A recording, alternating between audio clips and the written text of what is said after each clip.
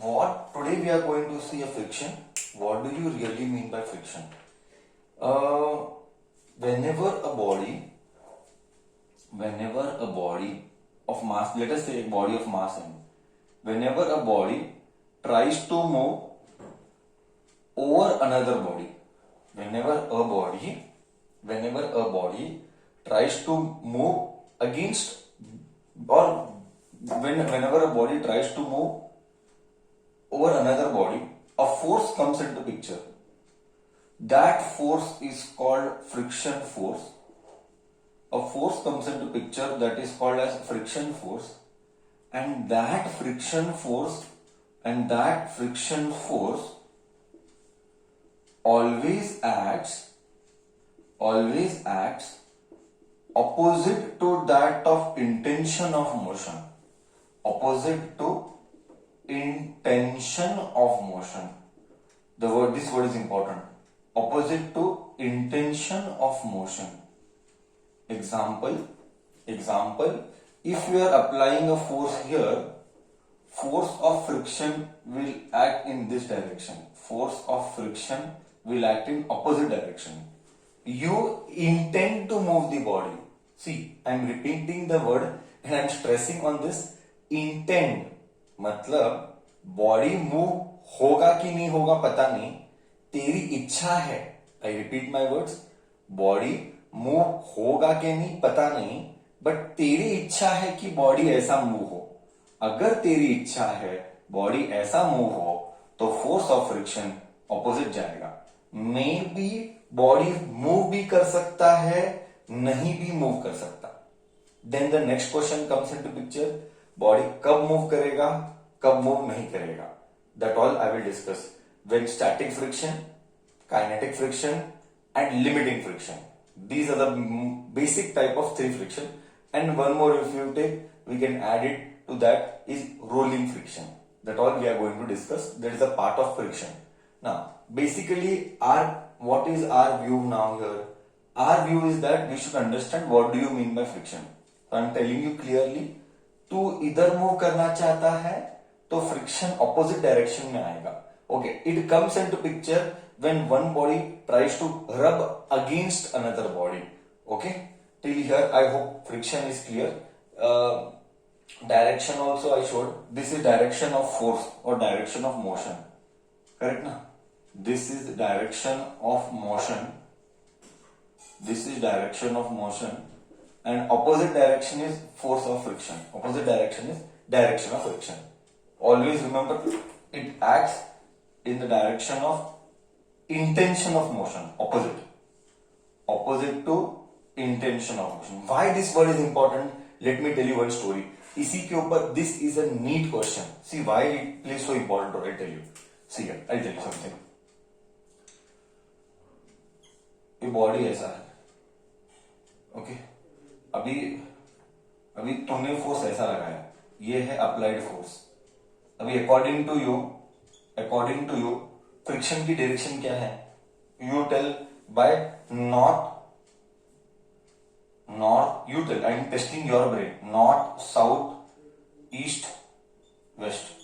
Now you tell, अगर applied force ऐसा है और ये दीवार है और ये ऑब्जेक्ट है, तो बोल इंटेंशन. बोल अभी फ्रिक्शन किधर है? दिस इज अ नीट के ऊपर ये क्वेश्चन है. North, west, east, south according to you. See maximum बच्चा बोलेगा 99% बच्चा बोलेगा कि वेस्ट है. 99% बच्चा बोलेगा वेस्ट है और आंसर गलत है. इसीलिए मैं इतना स्ट्रेस दे रहा हूं. See still your thinking is low. अगर कोई बच्चा वेस्ट बोल रहा है तो उसकी सोच अभी भी छोटी है. Okay, why? सी मैंने जब क्लियरली बोला इंटेंशन ऑफ मोशन पे ऑपोजिट एक्ट करता है. Opposite to intention of motion. Body ऐसा है तो बॉडी नीचे गिरना चाहता है क्योंकि वेट की वजह से mg है, तो फोर्स ऑफ फ्रिक्शन ऊपर आएगा. बट बच्चा क्या बोलता है? बच्चा गधा है. बच्चा बोलेगा अप्लाइड फोर्स ऐसा है तो फ्रिक्शन ऐसा है. क्यों? ऑपोजिट टू फोर्स है. इसीलिए मैं बोला गलत है. इसीलिए मैं बोला it acts opposite to intention of motion. अगर तूने फोर्स अप्लाई किया है, बॉडी इधर मूव करना चाहता है, बॉडी वेट की वजह से नीचे मूव करना चाहता है, बॉडी वेट की वजह से नीचे मूव करना चाहता है, मतलब फोर्स ऑफ फ्रिक्शन ऊपर है। मालूम पड़ा कितना, मतलब तुम्हारा एनालिसिस, तेरी केपेबिलिटी ऑफ एनालिसिस कितनी एक्यूरेट चाहिए, नहीं तो वही 99% की कैटेगरी में आएगा। ओके, जब वही टिपिकल माइंडसेट से सोचता है, अगर तेरे पास सोचने की ताकत अलग नहीं है तो कॉम्पिटिटिव करना डिफिकल्ट है। बोल, कॉन्सेप्ट गया नहीं गया? हाँ या ना तो बोल।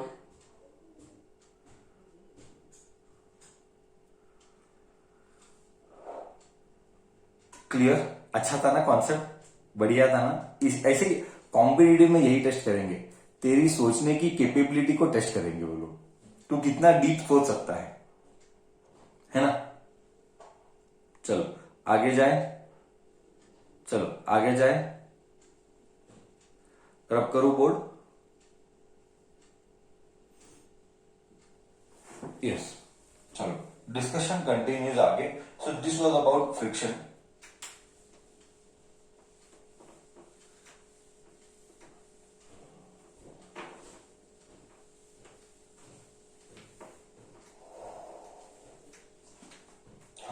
Next, see friction as a component of contact force. Yes, contact force मतलब क्या, पहले वो कराते हैं। मैंने तुम्हें लॉज ऑफ मोशन में कॉन्टैक्ट फोर्सेस कराना है, थोड़ा सा वो हम कॉम्पिटिटिव में लेंगे, जाने दें। अभी फ्रिक्शन का बर्थ कैसे हो रहा है, एग्जैक्टली फ्रिक्शन का बर्थ क्यों होता है, origin of friction, exactly friction का बर्थ कैसे हो रहा है, तो हम थोड़ा सा उसमें बहुत बेसिक लेवल की बातें करेंगे। मैं एक्सप्लेन करना चाहता हूं कि ऐसे कैसे फ्रिक्शन आ रहा है, आखिर में हो क्या रहा है, थोड़े से उसके डेप्थ में जाते हैं। ये मास ऑफ ऑब्जेक्ट है एम।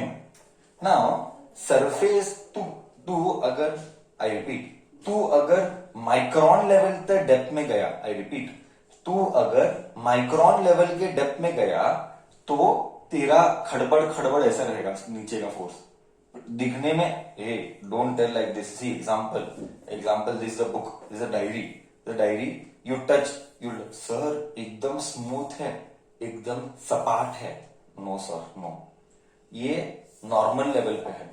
तो माइक्रोन लेवल पे जूम करेगा ना तो सरफेस ऐसा खड़बड़ खड़बड़ रहेगा, माइक्रोन लेवल तक एकदम 10x time zoom, 100x, 1000x, 10,000x time zoom कर तो सरफेस ऐसा होगा।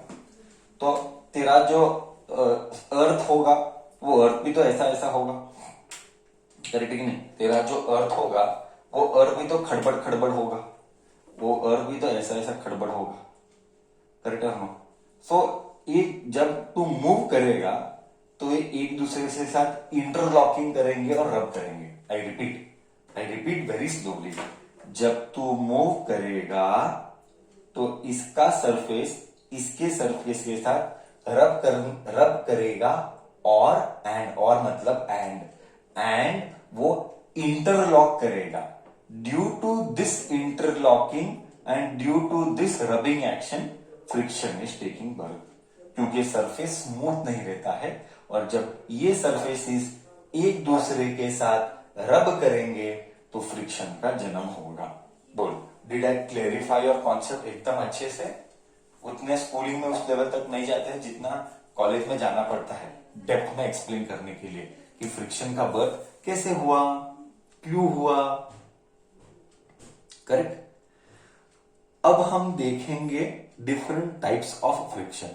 अब हम देखेंगे डिफरेंट टाइप्स ऑफ फ्रिक्शन। ये तो कुछ एग्जाम में तो नहीं आएगा, बट ये जस्ट अंडरस्टैंडिंग के लिए है, जस्ट एक अंडरस्टैंडिंग के लिए है कि आखिर में बर्थ कैसे लिया। Now discussion continues ahead and will discuss origin of friction के बाद types of friction. Types of friction, ये बहुत सही है। इस कॉन्सेप्ट के ऊपर तो दुनिया के कॉम्पिटिटिव प्रॉब्लम्स मिलेंगे। Okay, competitive is all about you thinking in depth. Okay, there are basically 3 depths what we are studying.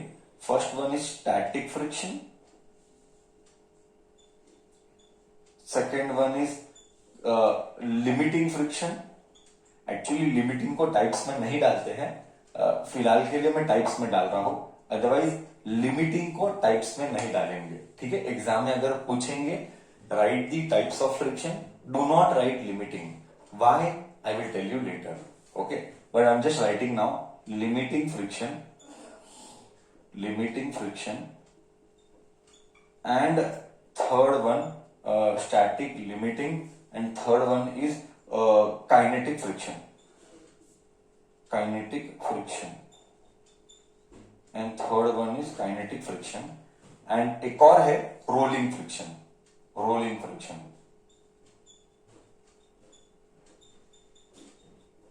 Okay, सो ये सारी चीजें हम पढ़ेंगे. ओके, बेसिकली अभी मुझे इंटरेस्ट स्टैटिक फ्रिक्शन में है, तो हम थोड़ा सा स्टैटिक फ्रिक्शन में डिटेल में डिस्कस करने की कोशिश करते हैं. Okay, so static limiting is not allowed. Okay, kinetic is what? I just force of static.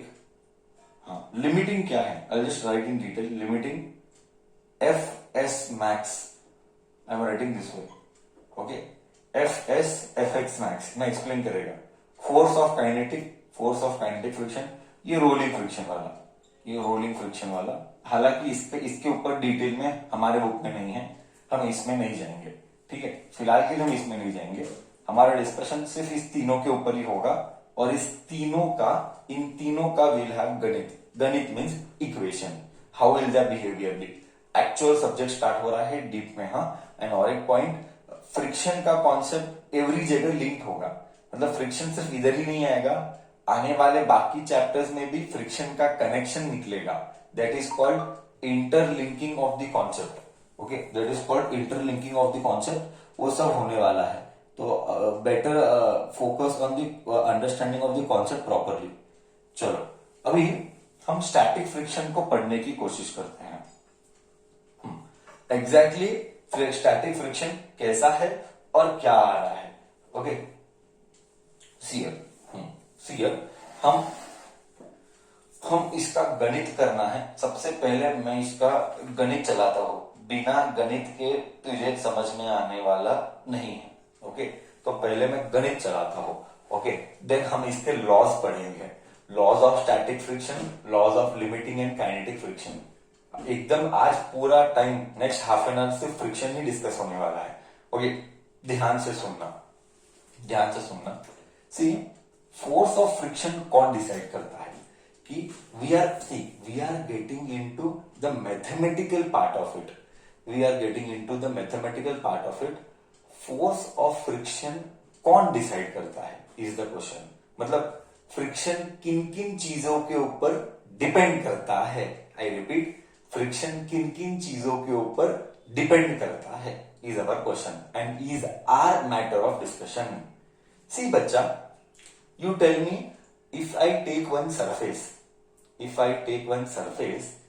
अगर वो सरफेस स्मूथ है और खड़बड़ है, खड़बड़ मतलब रफ, तो you tell, will friction value remain same और चेंज?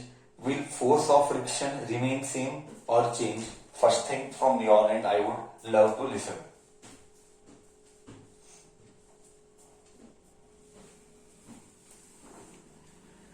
Obviously, friction का वैल्यू will change. एकदम सही कहा, फ्रिक्शन का वैल्यू चेंजेस. सो इसका मतलब one thing you know for sure. हाँ, and what is that? Sir, one thing I know for sure, and that is as force of friction, as surface is different, force of friction is different. So force of friction, FF, force of friction depends on surface. Contact surface. Depends on contact surface बोलना ऐसा बोल.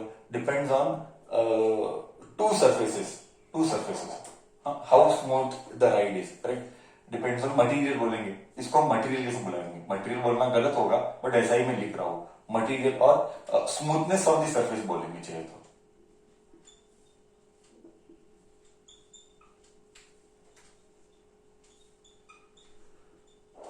Smoothness of surface को हमने बोला, मैं बताऊंगा क्या हमने बोला, क्या बताऊंगा. So next, force of friction depends on reaction force. Depends on reaction. Now what do you mean by force of friction is depending on nature of surface, okay, depends on reaction. See here, if you go,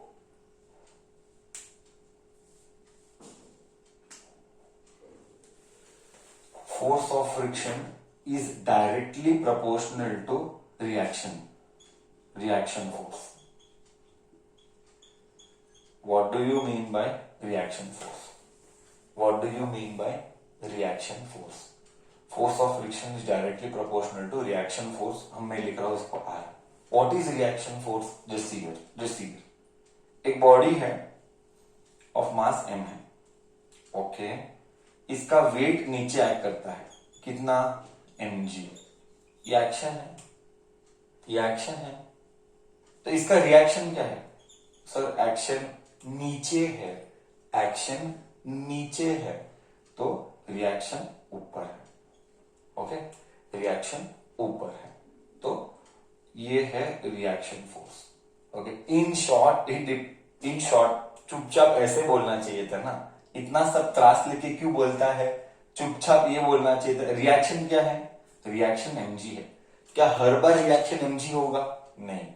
I repeat, ये one of the most deep concept है. जब मैं इसको inclined motion में लूंगा, उसके ऊपर अलग अलग लेवल के प्रॉब्लम्स लूंगा, ये अलग लेवल पे जाने वाला है. कॉम्पिटिटिव में तो ये एक्सट्रीम लेवल पे जाता है, तो इमेजिन नहीं करता वैसे लेवल्स पे लेके जाएंगे.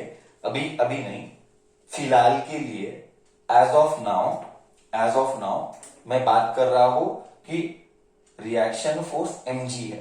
क्या हर बार रिएक्शन फोर्स mg होगा? बिल्कुल नहीं. कब होगा, कब नहीं होगा, सब बाद में देखेंगे.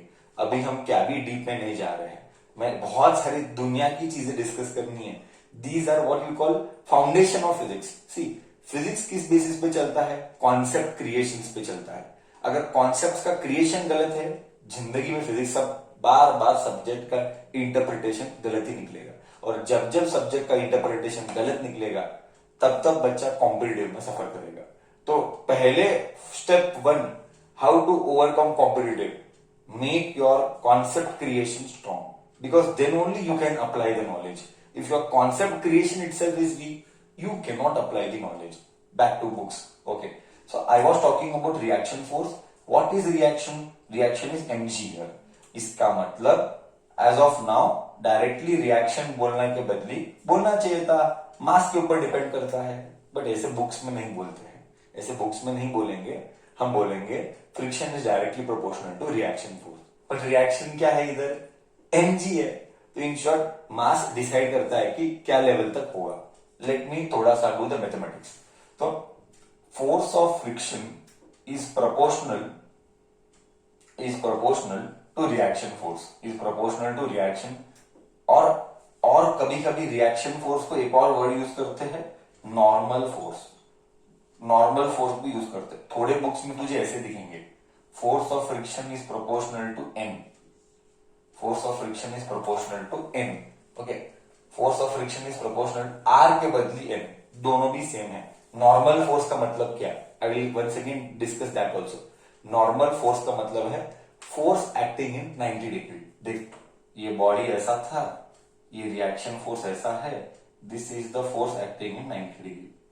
This is the force acting in 90 degree. इसी को बोला गया नॉर्मल फोर्स. इसी को बोला गया नॉर्मल फोर्स. ठीक है, ओके. तो रिएक्शन फोर्स बोल, नॉर्मल फोर्स बोल, भावना इंपॉर्टेंट है कॉन्सेप्ट समझ जाने का कि ये 90 डिग्री वाला फोर्स है.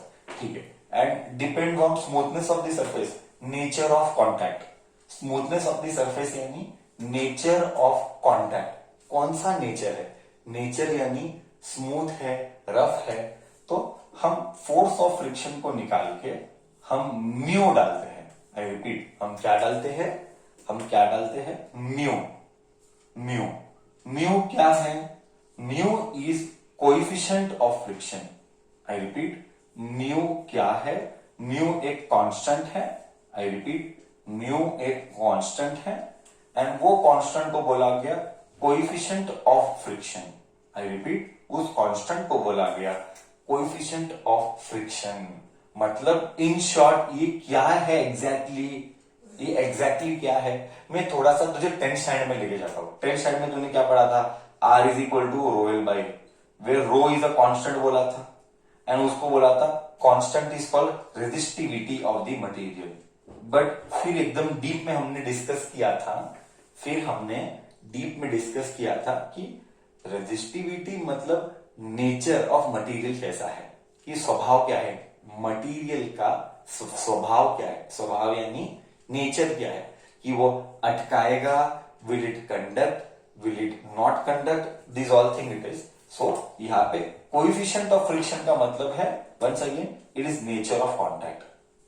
नेचर ऑफ कॉन्टैक्ट आ गया, नेचर ऑफ कॉन्टैक्ट यानी स्मूथ है कि रफ है।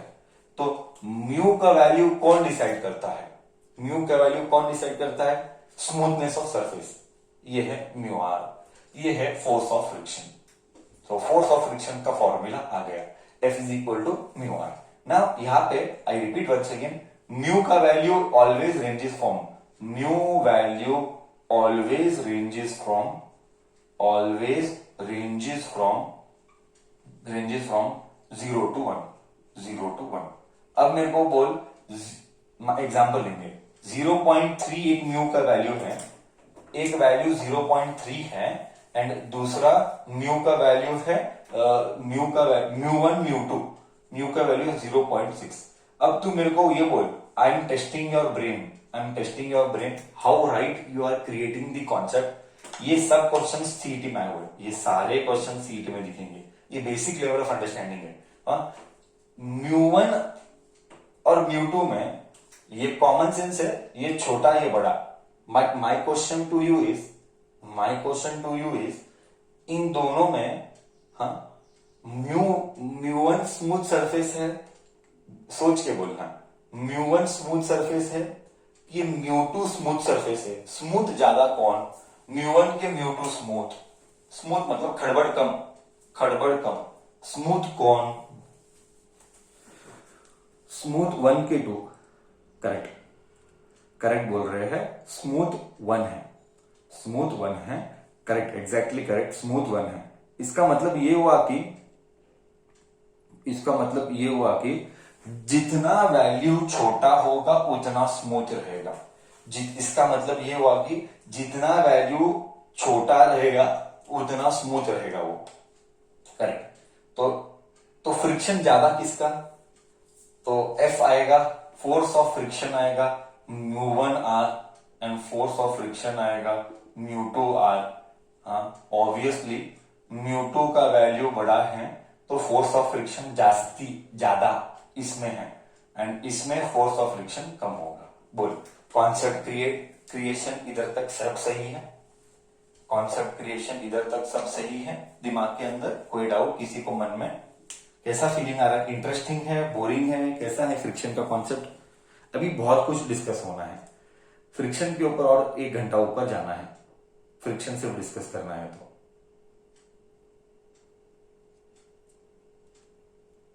ओके,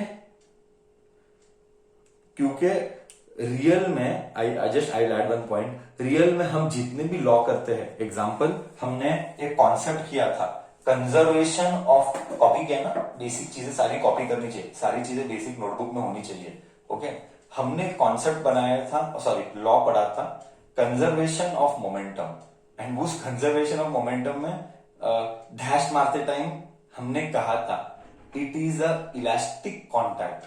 ये हम वर्क पावर एनर्जी इसके नेक्स्ट चैप्टर में पढ़ेंगे, what do you mean by elastic contact, ये सारी चीजें डीप में पढ़ेंगे।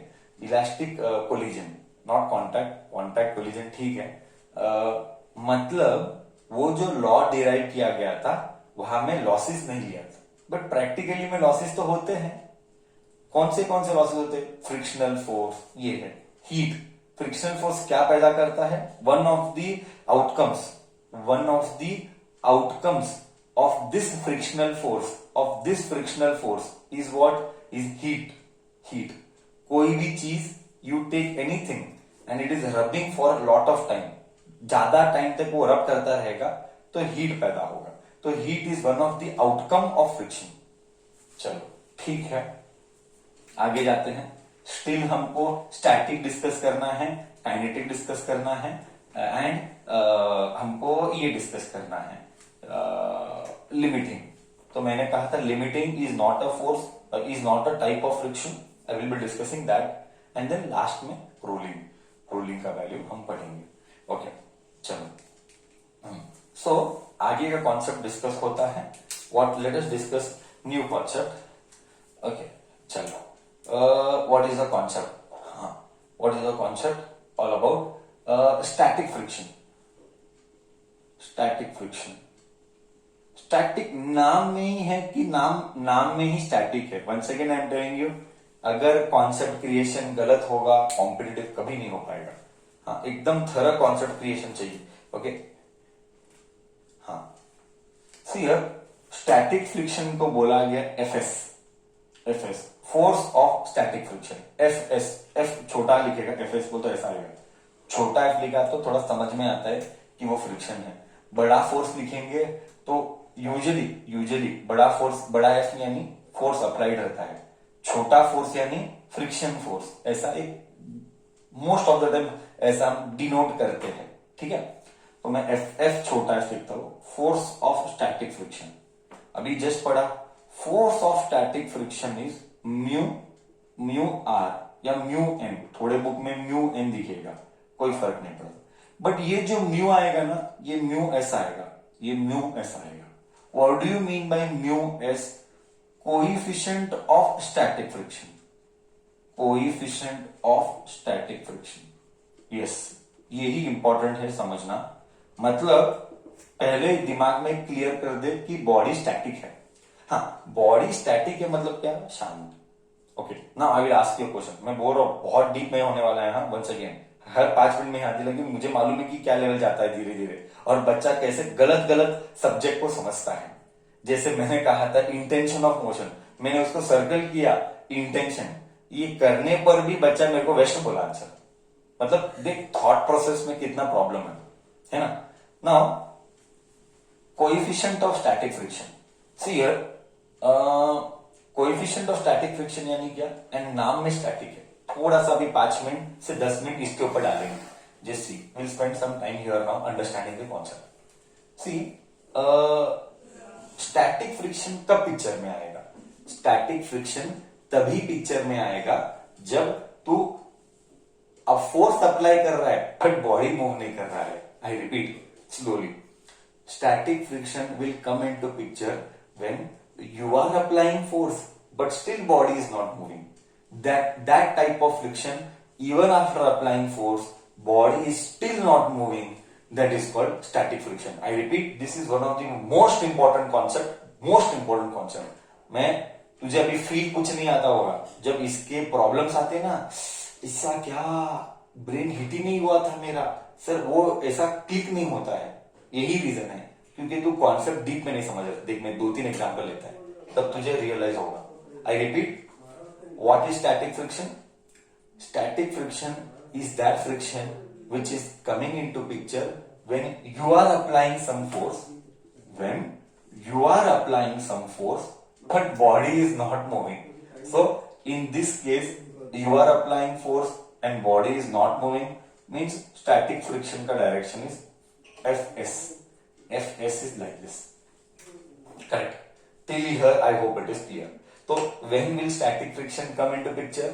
Static friction will come into picture only when body, you are applying force and body is not moving. That is why the name is static friction. Yes.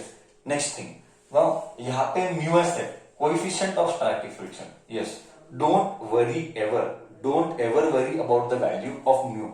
Surface to surface, the value will be different. Then you will ask me, sir value क्या है? Don't worry. That is examiner's headache. Mu का value most of the times examiner देता है, but एक point हमको ये इसमें याद रखना है। सर एक बात याद रख, सर जब बोलता है ना ये पॉइंट याद रख, ये पॉइंट याद रख, पूरे साल में ऐसे हजारों पॉइंट सर बोलेगा ये पॉइंट याद रख, ऐसा है। अब मैंने बोला, तूने सुना, 10 मिनट के बाद तूने मेमोरी से इरोड किया, 100% ऐसा होता है। तो इस प्रॉब्लम को ओवरकम करने के लिए क्या करना है, जब सर बोलते हैं कि एक पॉइंट इसमें याद रख, तो वो कहीं तो लिख के रखने का, क्योंकि तुम्हें याद तो नहीं रहेगा, तभी कॉन्सेप्ट स्ट्रांग होता है। पूरे जर्नी में हजारों बार सर चीज बोलेगा, ये देखा इसमें एक बात याद रखना, तो तुम्हें तो याद नहीं रहता है क्योंकि तू टाइम स्पेंडिंग उतना नहीं करेगा और मेमोरी तो उतना नहीं है। तो हम क्या करते हैं, हम नोट बनाते हैं, हम जब जब बोलेंगे नोटबुक में हम लिखेंगे, ताकि बाद में रिवाइज करते करते हमको कॉन्सेप्ट क्रिएशन स्ट्रांग हो जाएगा। ये खुद का प्रैक्टिस है, ये सेल्फ प्रैक्टिस है, हर बार बताने की जरूरत नहीं है। This is self smartness, you should know how to prepare, that is your smartness of brain. Okay, that is a मतलब इन शॉर्ट ये होशियार बच्चे के कैरेक्टरिस्टिक है। चलो discussion continuous. Body is not moving आगे। ओके सर, तो mu s का वैल्यू आएगा कुछ, तो एक बात याद रखना इधर, म्यूएस का value coefficient of static friction and mu के का value coefficient of kinetic friction, दोनों वैल्यू अलग रहते हैं, दोनों वैल्यू अलग रहते हैं, दोनों वैल्यू अलग रहते हैं। ये बात याद रखना, कभी भी दोनों का वैल्यू सेम नहीं रहेगा, क्योंकि वो शांत है, वो मूव कर रहा है, ऑब्वियसली वैल्यू अलग आना है। हाँ ठीक है, ओके। म्यू के मतलब बॉडी मूव करेगा तब आएगा, बात करेंगे वो बाद में विल टॉक अबाउट इट। तो कोएफिशिएंट ऑफ स्टैटिक फ्रिक्शन, अभी और डीप में जा रहे हैं, अब और डीप में जा रहे हैं। मुझे तो फॉर्मूला मिल गया sir, force of static friction is mu S N और mu S R. Come on tell me what is R और एन, व्हाट इज आर और एन? नॉर्मल फोर्स और रिएक्शन फोर्स बराबर है, normal force and reaction force. What is its value, what is its value बच्चा, what is its value बच्चा? Come on, very good, its value is mg, its value is mg, बहुत अच्छे, it's value is mg, एकदम सही पकड़ा तूने, it's value is mg, thank you. Now see here, now see here, वो value substitute कर सकते, मैं नहीं कर रहा हूं, वो वैल्यू इधर सब्स्टिट्यूट कर सकते, मैं नहीं कर रहा हूं। डिस्कशन कंटिन्यूज आगे, डिस्कशन कंटिन्यूज आगे। Now just see what I am trying to tell. तू ध्यान से सुनना, नेक्स्ट 5 to 10 मिनट्स इंपॉर्टेंट है। तू अप्लाई किया फोर्स, लेट अस से 5 न्यूटन, बॉडी नहीं मूव किया, बॉडी नहीं मूव किया, इसके ऊपर बहुत सारे क्वेश्चंस हम करेंगे। हाँ, बॉडी मूव नहीं किया, क्यों? क्योंकि फोर्स ऑफ फ्रिक्शन भी 5 कितना था मैं बोलूंगा बाद में, फोर्स ऑफ फ्रिक्शन कितना। What is my point two make, I repeat, what is my point two make. Sir आखिर में बोलना क्या चाहते हो? यस सर, आखिर में बोलना क्या चाहते हो? बोलना ये चाहते हैं कि there is one more concept, force of static max, that is called as limiting friction, limiting friction. Let me give an example only. Let me give an example that will give a beautiful clarity. That will give a beautiful clarity. Next 5-10 minutes is crucial. Crucial. Okay. What is Fs max? Limiting friction. मतलब in short, limiting friction आखिर में है क्या? Limiting friction is maximum static friction. What is limiting friction? Maximum static friction is called limiting friction. Maximum static friction is called limiting friction. Now what do you mean by this? Maximum static friction is called limiting friction.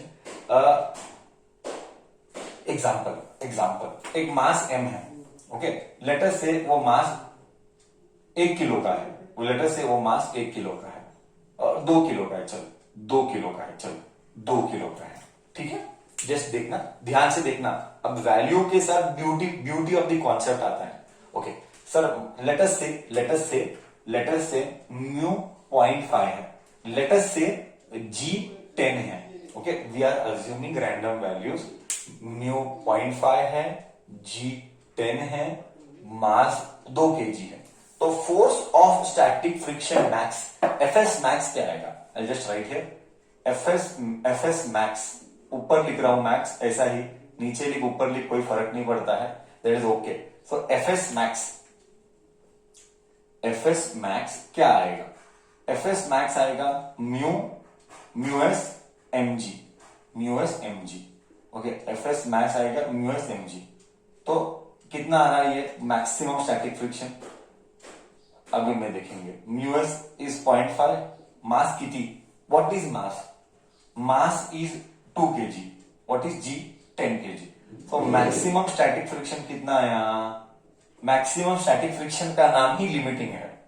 I repeat, maximum static friction का नाम ही limiting है, तो अब आएगा ये 10 Newton. Do you agree कि maximum static friction जो लगेगा बॉडी पर तो वो है 10 न्यूटन। बोल, इधर तक गया। मैक्सिमम फ्रिक्शन जो बॉडी को लगेगा वो है 10 न्यूटन। इधर तक गया।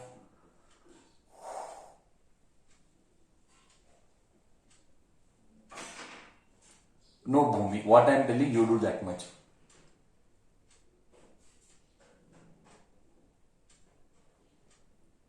करेक्ट है, करेक्ट है।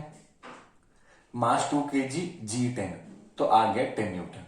इधर तक कोई डाउट किसी को?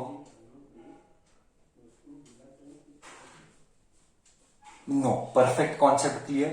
Perfect concept is perfectly clear. Great. Okay fine, okay fine. now see here what I'm trying to tell. Now comes the beauty. So मैंने एक पॉइंट कहा था। सर क्या कहा था वो point?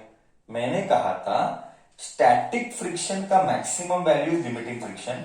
That is why I told limit, that is why I said limiting friction can not be called as types of friction, क्योंकि limiting और स्टैटिक सेम ही तो हुआ है ना। स्टैटिक और लिमिटिंग का स्वभाव एक ही तो है, correct.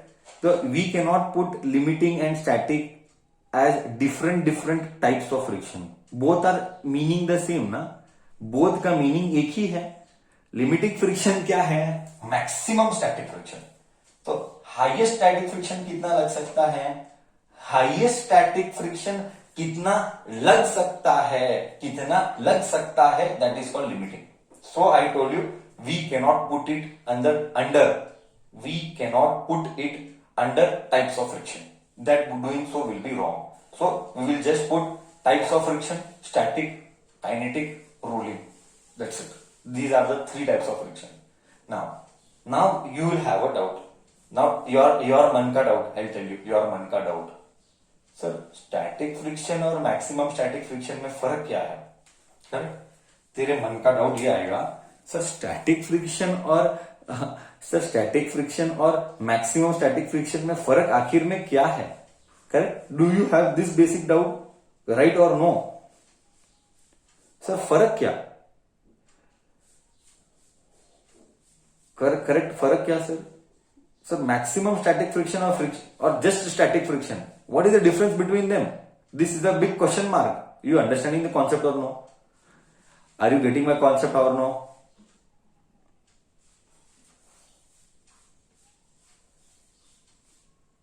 Yes, no.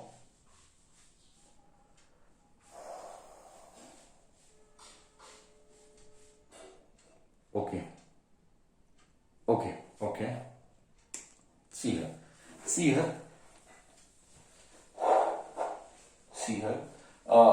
One point I will add here. So now the jhagda is, I hope you remember everything, whatever we discussed. Okay. Now I hope you remember whatever we discussed. What is reaction force? 20 Newton. Okay, reaction force is 20 Newton. Don't tell applied force is reaction force, that will be wrong. Weight is reaction यहाँ पे, weight is reaction. See, don't confuse. I'll make it very clear once again. बच्चा सब गलत concept बनाता है। ये wait है, ये mg है, तो ये रिएक्शन है, ये अप्लाइड फोर्स है, और ये फोर्स ऑफ फ्रिक्शन है। अब इस केस में स्टैटिक है, अज्यूम कर रहा हूं कि स्टैटिक है। स्टैटिक भी हो सकता है, काइनेटिक भी हो सकता है, पता नहीं, वो बाद में देखेंगे। Just right force of friction नहीं तो। ओके, पहले ये फोर्सेस क्लियर होने चाहिए। फोर्स ऑफ फ्रिक्शन, पहले कॉन्सेप्ट क्लियर होना चाहिए। मैं अभी भी बोल रहा हूं, ओके, सब गलत चीजें दिमाग में बनाना मत। तेरा खुद का दिमाग बनाता है, मैंने कभी सब ऐसे एक्सप्लेन नहीं किया रहता है। ओके, ये क्या है? Applied force. Don't create wrong concept. Applied force. अभी मुझे क्या मिला? मुझे एफएस मैक्स मिला है। एफएस मैक्स, मुझे एफएक्स मैक्स कितना मिला है? मुझे एफएक्स मैक्स 10 न्यूटन मिला है। मुझे एफएक्स मैक्स 10 न्यूटन मिला है। अब अभी झगड़ा क्या है? सर झगड़ा क्या है? सर आखिर में बोलना क्या चाहते हो? बोलना ये चाहता हूं, force of this and force of FS max, how are they different? How are they different from one another. बोल इधर तक ये सारे डायग्राम, ये डायग्राम और ये सब लिखा हुआ 100% सेंस किया? ये जो जो लिखा हुआ ये डायग्राम तुझे 100% सेंस किया है कि नहीं किया है? Sir, R is not mg. Who said R is not mg? R is definitely mg. In this case, R is mg. Didn't I tell in this case R is mg? R is mg. Didn't I tell in this case? हाँ या ना? I told or no? Correct, बच्चा? R is mg or no? But every time will R be mg? But will every time R be mg? Yes, no? Come on, tell me. No. So when it will not be, that is my headache later I will teach. That I will teach later. Now, as of now, अभी के लिए R mg है. But कब R mg नहीं होगा वो बाद में देखेंगे, वो बात का डिस्कशन है। पर पहले इधर तक परफेक्ट? हाँ ना? मैं आगे जाऊं क्या? मैं आगे जाऊं और 5 मिनट? क्या मैं आगे जाऊं? इधर तक होप कॉन्सेप्ट एकदम परफेक्ट है? ग्रेट। अब आएगा मैटर ऑफ डिस्कशन। इसी के ऊपर नीट का क्वेश्चन एक आया था। ओके, कैसे क्वेश्चन बनते हैं देखो। हाँ, now you have to participate. Unless you don't react, I will not come to know how much you understand the subject. Without you reacting, I will never come to know. Okay, so force of friction जो भी आ रहा है, maximum static friction ही आ रहा है। Let me say applied force is 5 newton. Now you tell me, if I take here, I apply 5 newton force, will the body move, not move? Basic question, when I apply force, will the body move or not move? Yes, no? Same case as above, will the body move or not move? Tell me, I want to check how much you understand the subject. I want to check how much you understand the subject. I want to check how much. Adya, you answer my question. You don't tell me your question. You first answer my question. No need to tell your question. That we will see later. मैं क्या पूछता हूँ वो बोल, तुम क्या बोलती हो बाद में देखेंगे. नो नो नो, वो आंसर है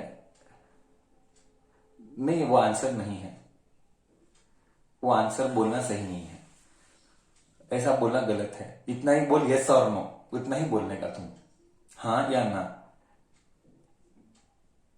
no. How can you tell yes? No. Answer is no. Correct. Body will move? No, it won't move. How will it move? Maximum static friction, इधर जो एफएस मैक्स लगेगा वो 10 Newton है. Body कैसे move करेगा? तू apply करता है 5, साला ऑपोजिट डायरेक्शन में लग, और साला ये फ्रिक्शन है, ये फ्रिक्शन की वजह से ऑपोजिट डायरेक्शन में 10 ही लग रहा है, तो बॉडी कैसे मूव करेगा? बॉडी मूव नहीं करेगा. But now comes the cream concept. सबका बाप एक कॉन्सेप्ट है. अब मैं आज का how are they different? FS max और एफएस में फर्क क्या? Now I will discuss this. This is the most crucial point to discuss. Let me discuss. See, force of static friction is self-adjusting friction. I repeat, this is what was today's discussion. Force of static friction, this is the cream. Force of static friction is self-adjusting friction. Sir बोले तो क्या? Sir self adjusting friction बोले तो क्या? बोले तो अगर तू 5 अप्लाई करेगा, फ्रिक्शन बोलता है मैं भी 5 अप्लाई करूंगा. मैं बोलता है वो भी 5 अप्लाई करेगा. अगर तू 6 अप्लाई करेगा तो वो बोलता है मैं भी 6 अप्लाई करूंगा. अगर तू बोलेगा मैं 7 अप्लाई करूंगा तो वो बोलता है सर मैं भी 7 अप्लाई करूंगा. अगर तू बोलता है मैं 9 अप्लाई करूंगा, वो बोलता है सर मैं भी 9 अप्लाई करूंगा. बट तू जितना ध्यान से सुनना, the name is clearly written self adjusting friction. मतलब जितना तू अप्लाई करेगा वो भी उतना ही ऑटोमेटिकली अप्लाई करता है. बट कब तक ये चलेगा? I repeat very slowly. जितना तू अप्लाई कर रहा है वो भी उतना ही अप्लाई करेगा। ओके, रीजन मैं बाद में बताता हूं। ओके, तो सेल्फ एडजस्टिंग फ्रिक्शन रीजन मैं बाद में बताता हूं। अगर तू 9 अप्लाई कर रहा है ये भी 9, अगर तू 1 अप्लाई कर रहा है तो ये भी बोलेगा सर मैं भी 1 ही अप्लाई करूंगा। तू जितना अप्लाई करेगा मैं भी उतना अप्लाई करूंगा। बट कब तक ऐसा करता रहेगा? कब तक? How long till, I repeat, how long will you change? How long will you keep on changing? You will keep on changing unless you reach max. Maximum कितना है? 10। तो अगर मैं बोलूंगा अब मैं देख अब मैं 9.9 अप्लाई करूंगा तो ये बोलता है मैं भी 9.9 अप्लाई करूंगा, 9.9। बट मैं बोला मैं 10 अप्लाई करूंगा, जरा टेंशन में आया साला ये मेरे मैक्सिमम लिमिट है, ये मेरा मैक्सिमम है। एफएस मैक्स क्या है? 10 न्यूटन। अब वो जरा टेंशन में आता है, बहुत क्लोज आ रहा है। अभी नाउ इफ यू इंक्रीज, मेरा कैपेसिटी खत्म, इससे जास्ती मोर देन दिस मेरा कैपेसिटी नहीं है। तो मैं ऑलवेज बेकार आदमी था। मैं 10 के बदले मैं 11 अप्लाई करूंगा।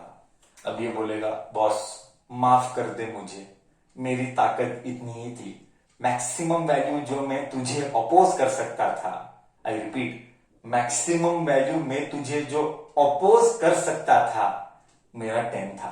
क्योंकि मैक्सिमम स्टैटिक फ्रिक्शन जिसको बोला गया limiting friction, maximum static friction जिसको बोला गया लिमिटिंग फ्रिक्शन, वो है 10 न्यूटन। इससे जास्ती मेरी कैपेबिलिटी अपोज करने की नहीं है। तो फिर क्या होगा? तो तू अगर तू 11 अप्लाई करेगा बट इसकी कैपेसिटी मैक्सिमम 10 है, तो अब बॉडी को क्या होगा? Fill in the blank.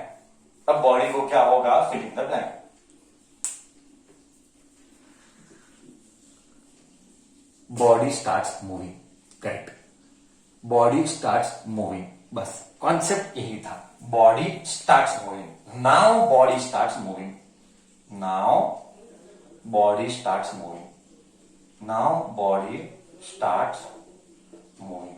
and when body starts moving, then this will vanish, and which type of friction will come? Fk. And when which type of friction will come? That is Fk, that is force of kinetic friction, जो कि हम बाद में discuss करने वाले हैं, अभी नहीं। तो मेरा पॉइंट क्या था? सर आखिर में आप बोलना क्या चाहते थे? मैं यही बोलना चाहता था कि ये और ये कंप्लीटली अलग खेल है, दोनों को मिक्स करने की गलती मत करना। ये एफएस क्या है? सेल्फ एडजस्टिंग फ्रिक्शन है। एक्चुअली इसको ऐसा क्यों बोला गया? इसको ऐसा क्यों बोला गया? I'll explain you. The explanation I told I will give you. This is the explanation. बच्चा तू लॉजिकली सोच। अगर मैं तुझे 5 न्यूटन अप्लाई कर रहा हूं और बॉडी शांत है, तू लॉजिकली सोच, अगर मैं फोर्स 5 न्यूटन अप्लाई कर रहा हूं और बॉडी शांत है तो अपोजिट में 5 ही लगना चाहिए। कॉमन सेंस है। सर क्यों? सर 5 ही क्यों लगना चाहिए? बच्चा अगर अपोजिट में 10 लगेगा तो बॉडी मूव करेगा। बॉडी मूव नहीं कर रहा है, बॉडी शांत है। बॉडी कब शांत है? Use your basic common sense. Body कब शांत है? जब बॉडी इक्विलिब्रियम में है। इक्विलिब्रियम यानी क्या? इक्विलिब्रियम यानी तू अगर 5 अप्लाई किया तो वो भी 5 अप्लाई किया, तभी बॉडी इक्विलिब्रियम में रहेगा। If you tell, see example, you might cross question me, sir ऐसा कैसा? मैक्सिमम तो 10 है। बराबर बच्चा, मैक्सिमम 10 है, बट अगर ये 5 है, ये 10 है, तो तू फोर्स अप्लाई कर रहा है बट बॉडी पीछे जाना चाहिए। करेक्ट? तू फोर्स अप्लाई करेगा और बॉडी पीछे जाएगा अगर ये 10 है तो क्या ये करेक्ट अंडरस्टैंडिंग है? तू 5 अप्लाई कर रहा है बट इधर 10 लग रहा है तो बॉडी पीछे जाना चाहिए। क्या ये करेक्ट अंडरस्टैंडिंग होगा कि रॉन्ग अंडरस्टैंडिंग होगा? तू 5 अप्लाई किया, बट बॉडी जाएगा पीछे 10 न्यूटन। रॉन्ग हुआ ना? तू समझा के नहीं कॉन्सेप्ट? पहले बोल, तू कॉन्सेप्ट समझा के नहीं। करेक्ट, तू कॉन्सेप्ट समझा के नहीं। अगर बॉडी को शांत रहना है, so slowly I am talking, अगर बॉडी को शांत रहना है, ओके, तो शांत मतलब इक्विलिब्रियम में रहना है, तो अगर तूने 5 अप्लाई किया तो ये भी 5 अप्लाई करेगा, फिर तूने 6 अप्लाई किया तो ये भी 6 करेगा, क्योंकि बॉडी शांत है। इस देन ओनली शांत रहेगा, नहीं तो शांत कैसे रहेगा? शांत यानी इक्विलिब्रियम, स्टेशनरी।